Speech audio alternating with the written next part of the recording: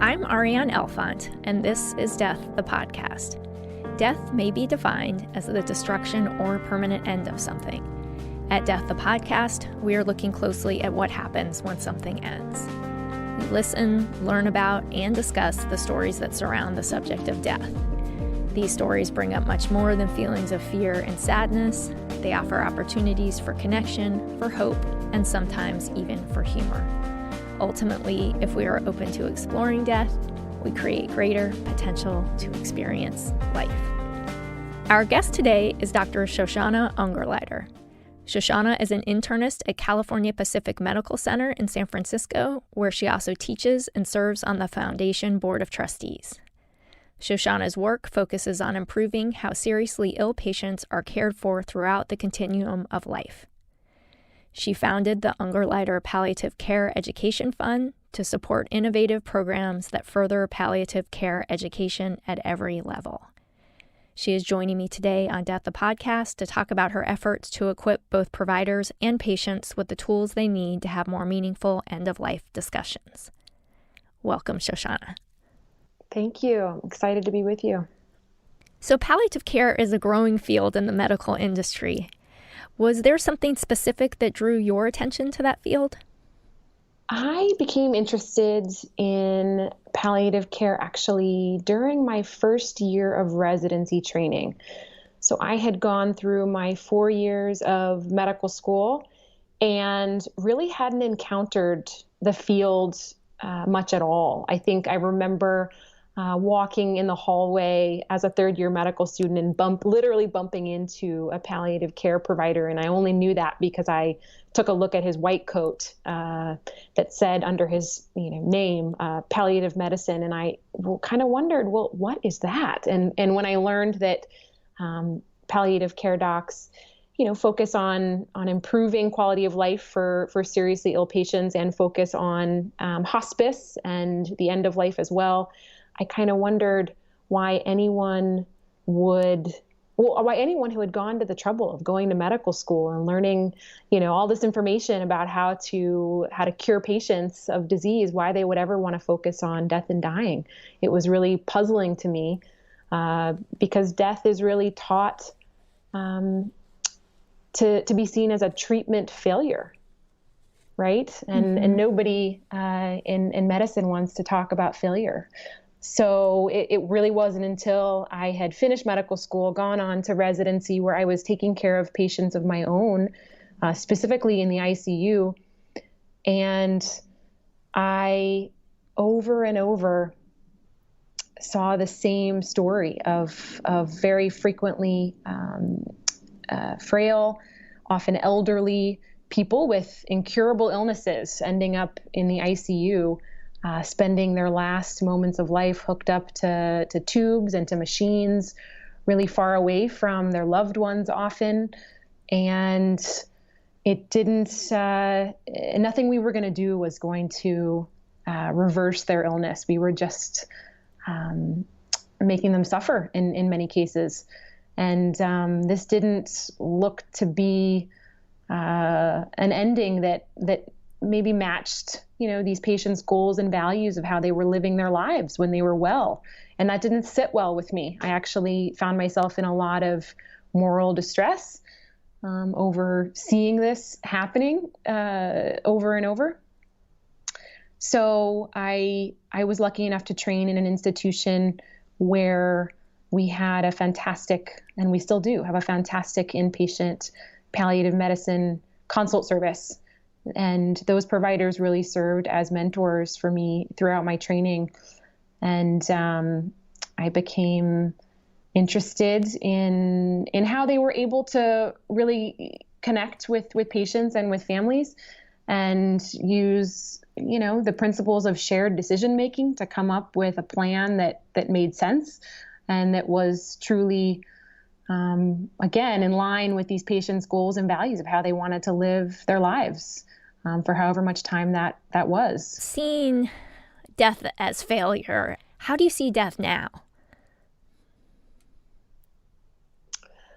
Well, I see death as a part of life, that from the time that we're born, we're actually also dying.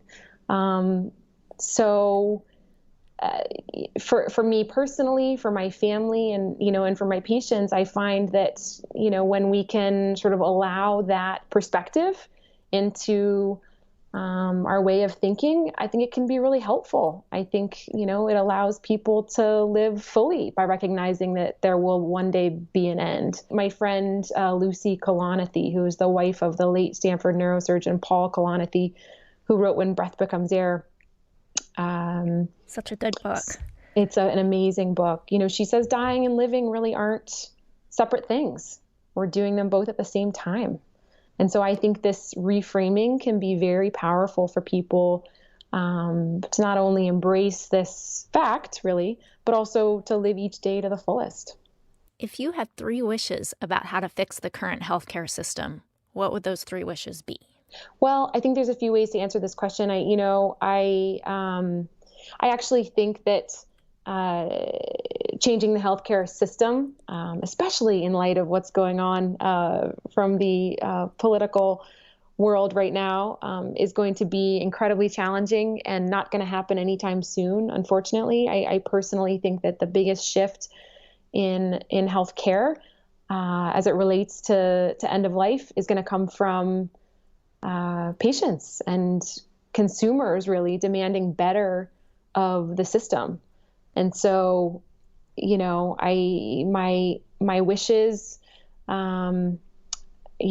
really for society, would be, number one, recognize that advanced care planning, meaning having conversations about end of life, designating a healthcare proxy, and being really clear about your goals and your values about how you want to live your life as it relates to serious illness. I think that it's incredibly important for the lay public to understand that that's important in order to have really control and autonomy if and when serious illness comes up. I think number 2 would be that we really need to change the stigma in this country about death. So much of what we've already talked about, recognizing that death is a natural part of life and a place that we're all headed at some point. And really along the lines of advanced care planning, become empowered to shape your own experience as best as possible as it relates to death and dying.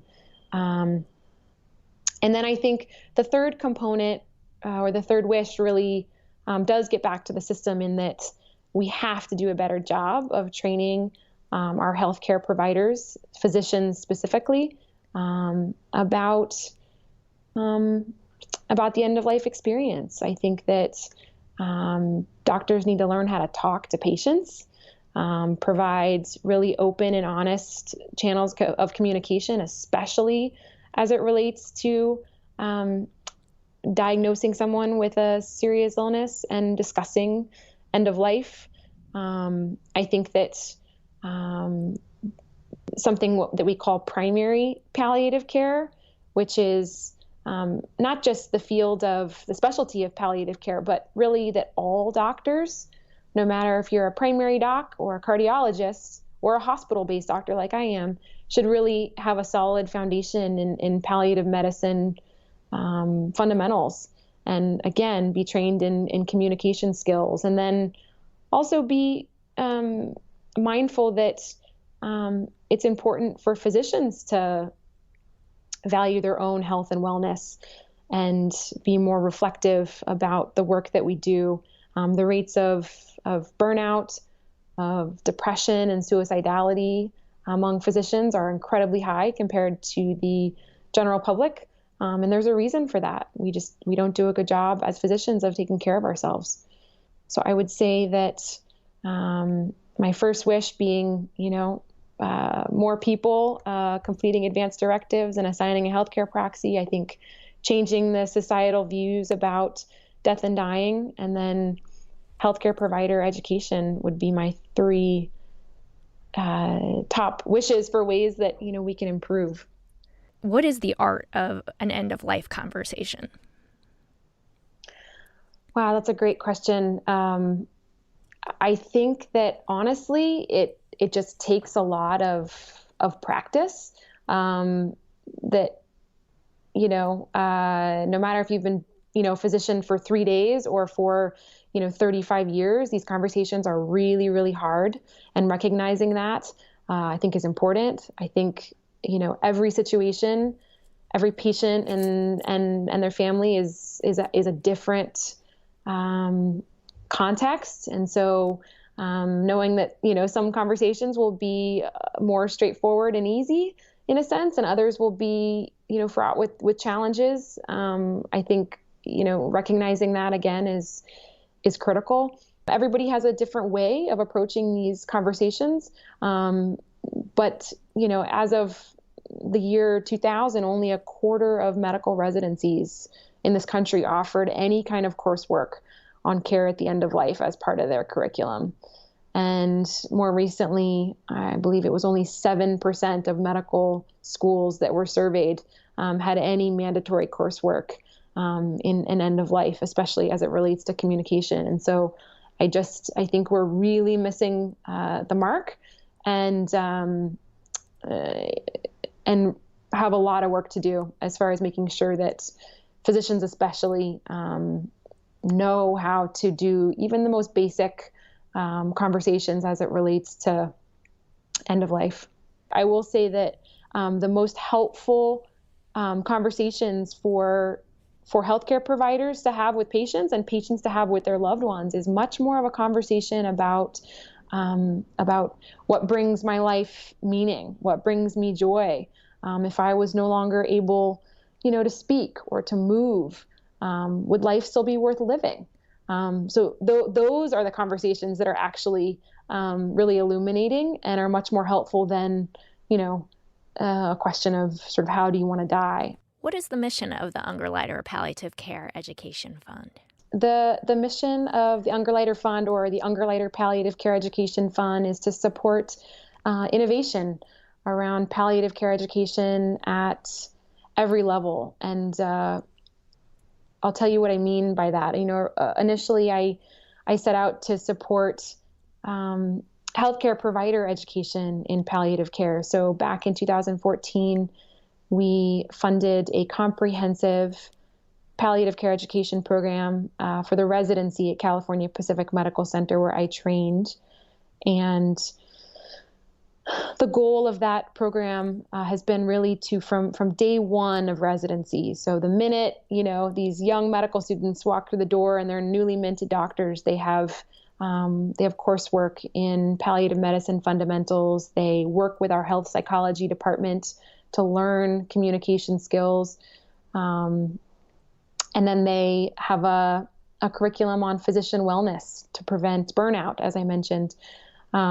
So my original goal was to make sure that all doctors were able to have adequate training in these three areas I mentioned. And what I realized is that being 100% philanthropy funded, as we are, it's challenging to think about sustainability and to think about scaling that model. It's pretty hard to make the business case for something that doesn't stand on its own and requires a lot of philanthropic dollars. And so my focus has really shifted. I continue to support physician education, but I have also become very interested in how to engage the lay public in a conversation about what is palliative care. What does it mean to, do advanced care planning? Why is it important? I funded a short documentary called Extremis, which is about end-of-life decision-making in the ICU. We were just nominated for an Academy Award this past year, which was very exciting. Netflix, thankfully, bought the film, and so it's available, to millions of people all over the world. So, my feeling is that unless you work in healthcare or have had a personal experience with being in the ICU yourself or a loved one there, you don't really know what it's like to be critically ill in the intensive care unit. And so I think this film does a really good job of just showing you in a very observational way, what that can look like, the challenges that patients and families and healthcare providers face in that environment, really with the goal of making sure that patients are informed about what their options are. The Ungerleider Palliative Care Fund, you've also supported, I believe, been part of supporting the Open IDEO Challenge to Reimagine End of Life. Yeah, so IDEO is a San Francisco-based design firm and has been in this world of human-centered design for a long time. They have an arm called Open IDEO, which is an online platform for idea generation around sort of problem solving. So we chose the topic of end of life and posed the question to the world online: how can we reimagine the end of life experience for patients and their families? And the Ungerleider Fund, along with Sutter Health and the Helix Center in London, co-sponsored this design challenge, which started last spring and went throughout the summer and then into the fall of 2016. And it was really an incredible experience. We had thousands of people from all over the world engaged in conversation about the end of life experience. These were, physicians, nurses, caregivers, lay people just interested in the topic, designers, really a wide, a diverse group of people who mostly, had a personal experience, either themselves or with their families around serious illness and end of life, and shared their thoughts about, how can we think about the patient, the person, and their family as the end user, and design a product or a service that improves their experience, which I think, in the healthcare system, there is not enough of, there's not really much human-centered design thinking as it goes into planning spaces or providing services for patients. And so it was really fantastic to have Sutter Health step up as a leader in this space. So we came up with 10 top ideas at the end of the challenge that we're in conversation with about helping them bring their ideas that were mostly, very early stage to life. So it was a wonderful opportunity to connect with people, and for me as a clinician, really getting outside of the clinical setting to think about problems in a new and different way. It was a lot of fun. Are there any other projects that your palliative care fund, the Ungerleider Palliative Care Fund, is a part of that you wanted to speak to or elaborate on?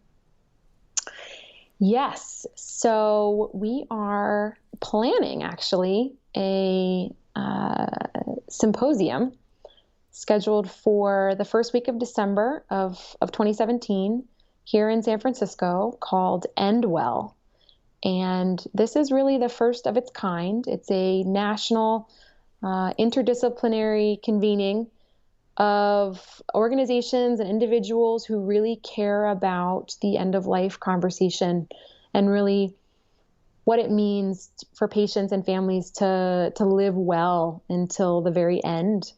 And what's unique about this symposium is that we really are not just looking to healthcare providers to have this conversation. We are inviting healthcare providers, but also looking at healthcare administration, policy, insurance providers, people from the world of technology and innovation, as well as the arts, to really think about this as a societal issue, and keeping the patient or the person and their family at the center of the conversation. So really using the umbrella of human-centered design thinking to talk about this issue in a new and different way. So we're thrilled. We're partnering with the California Pacific Medical Center Foundation on this, and hope to have our full lineup of speakers and programs out online soon. But it will definitely be an incredibly engaging conversation, similar to how TED does shorter, well-curated presentations and panels. So that's what we're working on currently. In the projects that you have been a part of so far, have you observed the impact of your efforts? That's a great question. I think one thing, that's incredibly important when thinking about impact is sort of how do you measure these things? What are the metrics by which you measure success? I can tell you that with respect to our residency palliative care education program, we, up until last year, had never had any residents apply for fellowship, meaning further specialized training in palliative care. It was just never a field that anyone in our program ever went into. And last year we had not one but two residents match in palliative care fellowship. And so to me, that shows that the institutional support of this incredibly important field has really been helpful for our residents. I mean, they are engaged in this, and I think it's fantastic. A small part of our palliative care education program is a quarterly lecture series in the evenings, which we originally set up for our healthcare faculty and residents. And it turns out the majority of the people that come to these quarterly evening events are actually interested community members. So we went from, having only a handful of people show up to, have experts speak to them about this topic, to, selling out every session. So that to me shows that, that we're providing a service that's valued for the community, and that people really care about having this conversation, which I find, exciting. At the end of your career, how will you know you've made a difference? Honestly, my ultimate goal, and I don't know if it's going to happen by the time I'm at the end of my career, my ultimate goal is to actually get rid of palliative care as a field, because it's just how all medicine is practiced. It was actually, born out of a reaction of the healthcare system, out of a need for more support and care for patients with serious illness, and it's really, to me, just good medicine. So if we can get rid of palliative care and it's just a part of all care, I think that I will have met my ultimate goal. I'm so appreciative of your time. Oh, absolutely. Well, I just have to say thank you so much for the work that you're doing, and it's just fantastic. The word death evokes all sorts of personal feelings, images, and stories. These stories are amazing, and sharing them connects us more fully to life. I'm Arian Elfont, and you have been listening to Death the Podcast. Join us for our next episode in this series. This show is produced and engineered by Eric Merle. Our associate producer is Jill Gross. Our theme music, It Happened, is written by David Milling and is performed by David Milling and Charles Milling. To hear more of David's music, go to his website, davidmilling.com. Our social media director is Jolie Robichaud. If you're listening to this on iTunes or Stitcher or some other podcast app, if you could take a moment to rate and review us, that helps other people find us. You can find Death the Podcast on Twitter, Facebook, and Instagram, or at deaththepodcast.com. Death the Podcast is a production of INO Broadcasting.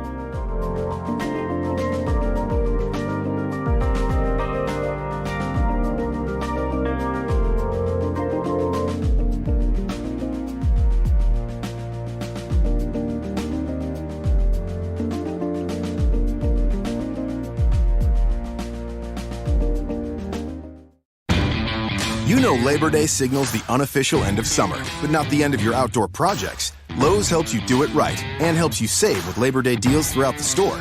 Shop now and get 2 bags of Stay Green potting mix for $12. And keep your lawn looking neat and trim with a Craftsman 2-cycle 17-inch gas string trimmer, now $20 off at just $119. Whatever's still on your to-do list this Labor Day, do it right for less. Start with Lowe's. Offers valid through 8/28. Soil offer excludes Alaska and Hawaii, U.S. only.